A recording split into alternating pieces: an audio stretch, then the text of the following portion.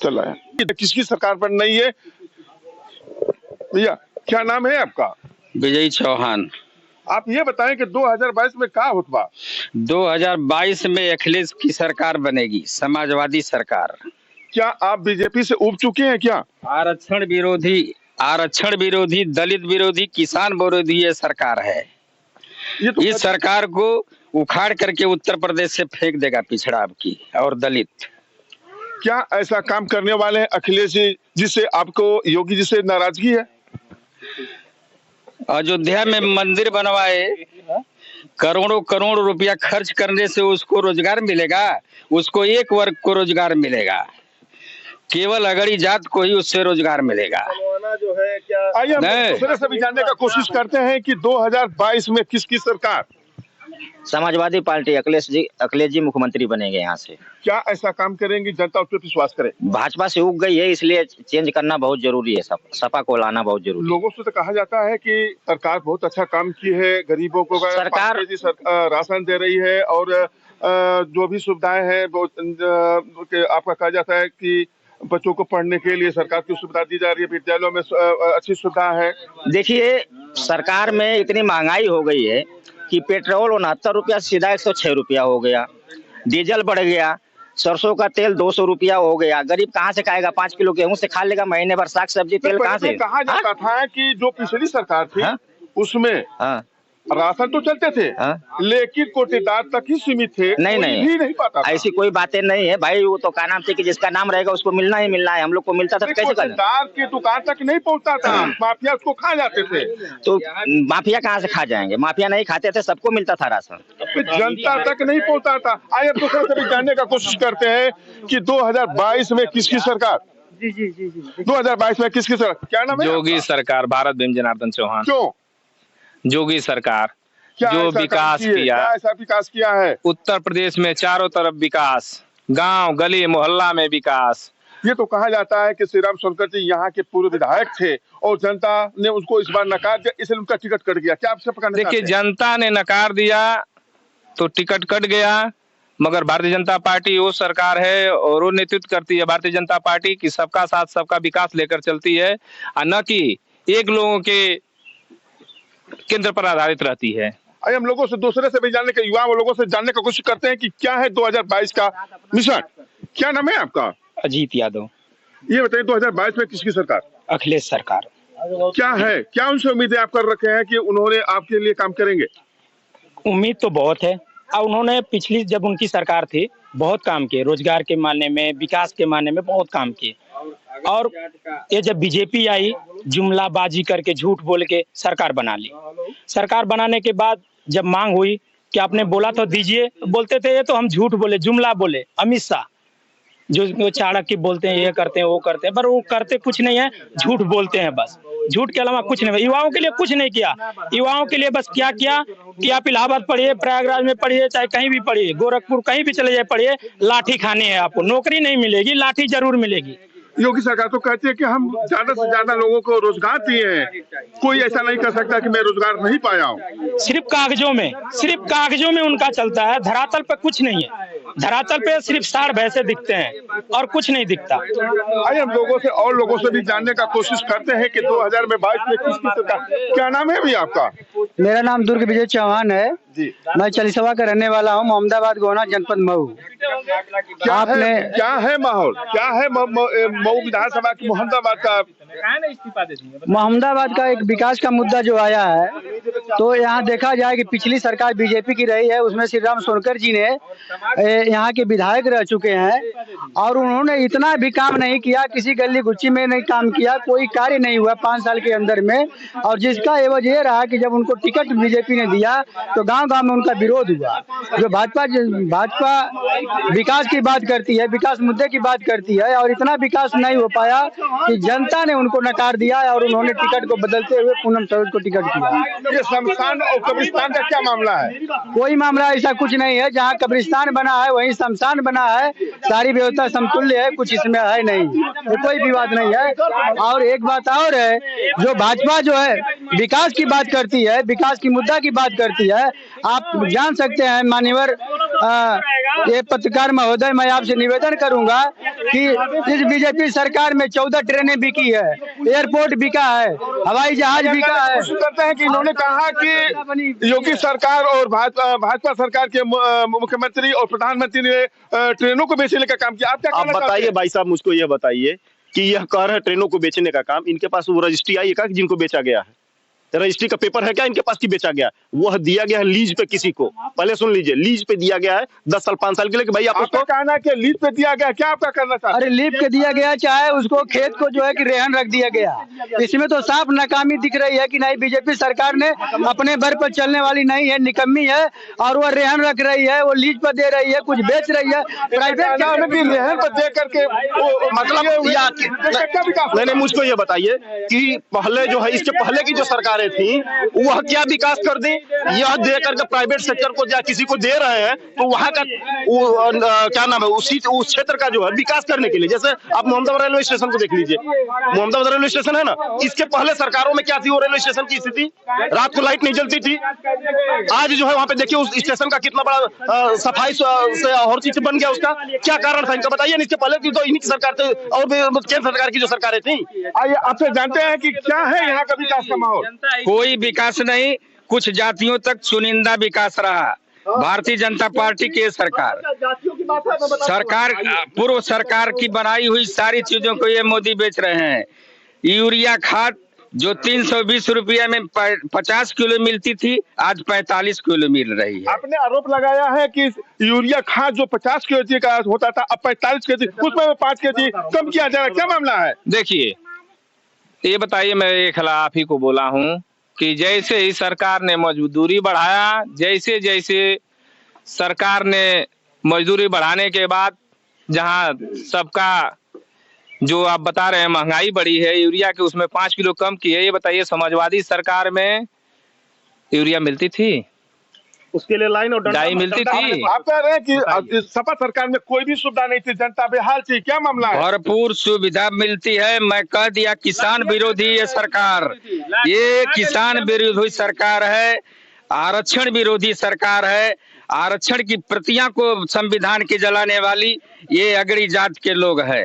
जनता पिछड़ी समझते हैं कि क्या है मऊ का माहौल। मऊ का माहौल यही है कि अब की पारी सभी जो भी अन्य बिरादर है, सभी पिछड़ी बिरादर 400 सीट लेके आएंगे लोग। 400 सीट तो आनी आनी है। बीजेपी 3 सीट बचा ले वही बहुत है। बीजेपी का सुप्रशासन मऊ का माहौल हो जाएगा इधर। ठीक है, देखिए मऊ का माहौल ठीक है।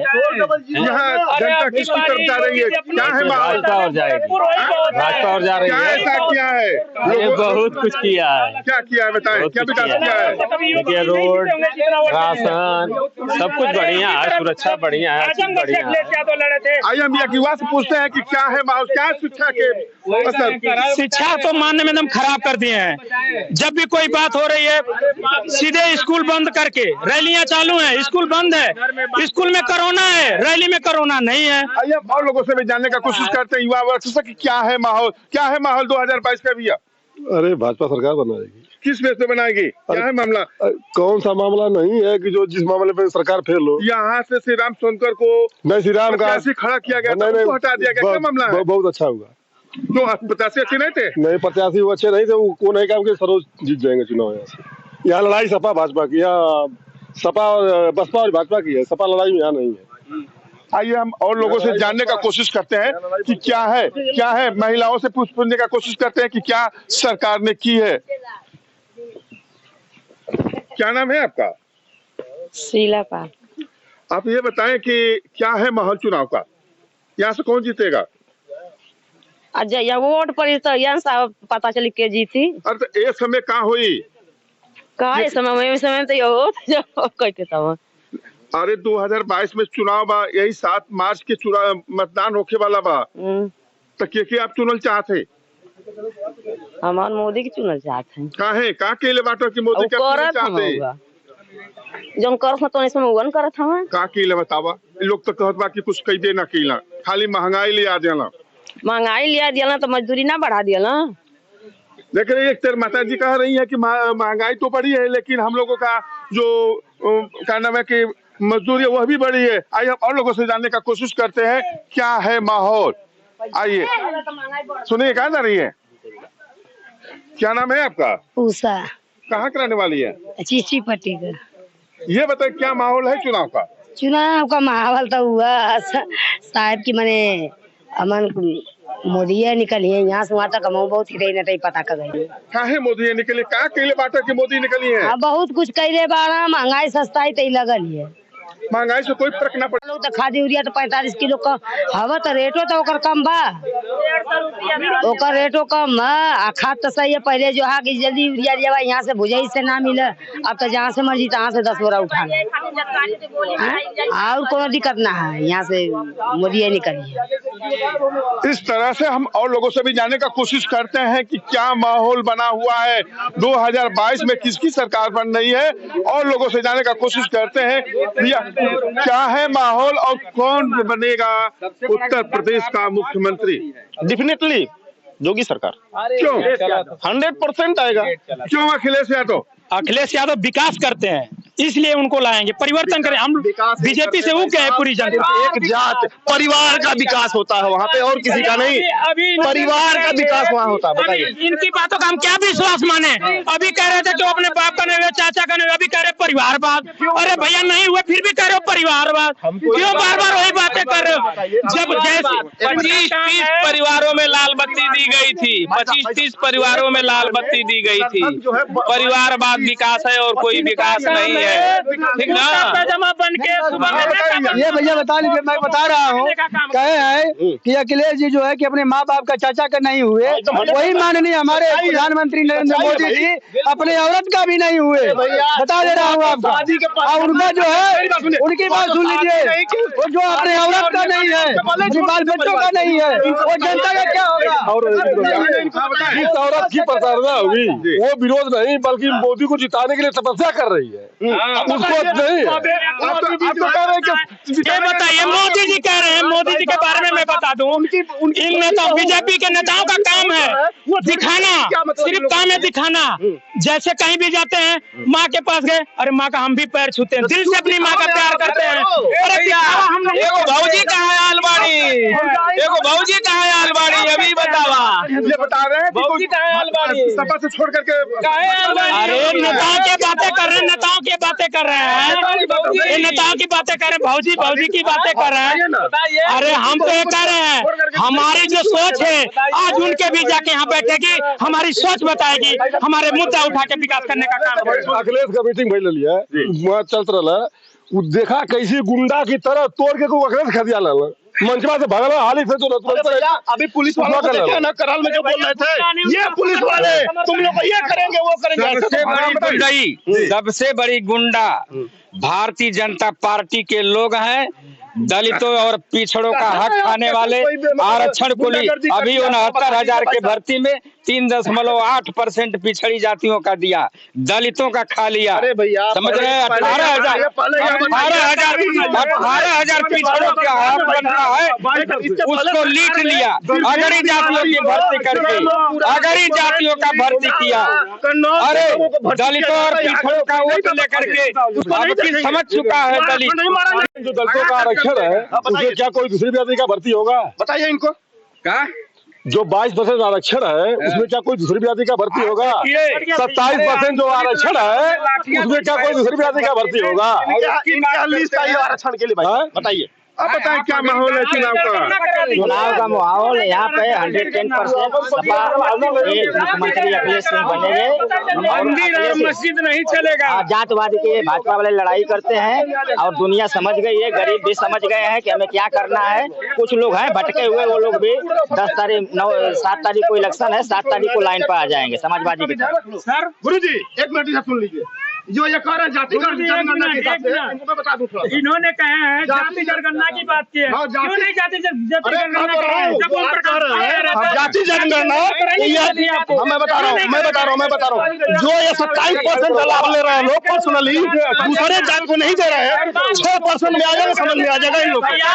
ये देखिए इनका काम है कि सिर्फ दूसरों को दबाने का काम करते हैं, पिछड़ों को दबाने का काम करते हैं, उनका हक खाने का काम करते हैं। ये सिर्फ पिछड़ों का हक खाते हैं, दलितों का हक खाते हैं। अब वही तो मैं पूछ रहा हूँ ना, इसके पहले तो इनकी भी सरकार थी, क्या ये हक दे दिए थे पिछड़ों को? बता देना, उस समय जातिगत जनगणना नहीं करा सकते थे? बताइए ना, उससे पहले भी तो करा सकते थे। अरे आप भी तो थे, उससे पहले क्यों नहीं करा लिया भाई? उससे पहले क्यों नहीं करा लिया? तो वही जुमला करके बोले थे ना, हम जनगणना कराएंगे। ठीक है ना, तो आप प्रकाश को राजगुरु लेकर आए थे। अरे ओम प्रकाश की बात करो यार, ओम प्रकाश की बात करो। वो है आदमी। वही तो मैं कह रहा हूँ, ये जैसे लगा रहे दूसरे पे, क्यों नहीं ये करा दिए? अभी 5 साल थे, क्यों नहीं करा दिए? ओम प्रकाश की बात करो ना। ओम प्रकाश तो बीजेपी को ठेंगा दिखाया ना, उससे बड़ा लात दिखाएगा मुझे बोला इनको, इतना समझ लो, ये तो जान लो। आपकी सबसे बड़ी ये हो ही होगा। सोच है। मैं बता दूं, आज यहाँ डिबेट में, मेरी बात सुनो, आज इस डिबेट में लड़ने वाला काम, मेरी बात सुनिए भाई, आज इस डिबेट में मैं बता के जा रहा हूँ, सुनिए बता दूं, आज इस डिबेट में बता के जा रहा हूँ कि जिस दिन 10 तारीख है ना, आप 20 तारीख को उनको अपने पास देख लीजिएगा तो फिर कोई बात करिएगा। 10 तारीख के बाद 20 तारीख को, अगले 20 तारीख को क्या कहना चाहते हैं? 10 तारीख को दूध का दूध और पानी का पानी हो जाएगा। दुनिया लोग, गरीब लोग समझ गए हैं, और 10 तारीख को माननीय अखिलेश सिंह मुख्यमंत्री बनेंगे, ये मेरा दावा है। अरे होंगे क्यों नहीं? आप सही बात बोलिए। इस तरह से हम बता दें कि हम मोहम्मदाबाद के विधानसभा क्षेत्र में पहुंचे थे और जनता से हमने राय जाना कि 2022 में किसकी सरकार बनेगी। तो उनका कहना था कि 7 मार्च को होने वाले चुनाव में जनता बता देगी कि 2022 में किसकी सरकार बनेगी। मैं उमाकांत त्रिपाठी, खबर फास्ट न्यूज मऊ।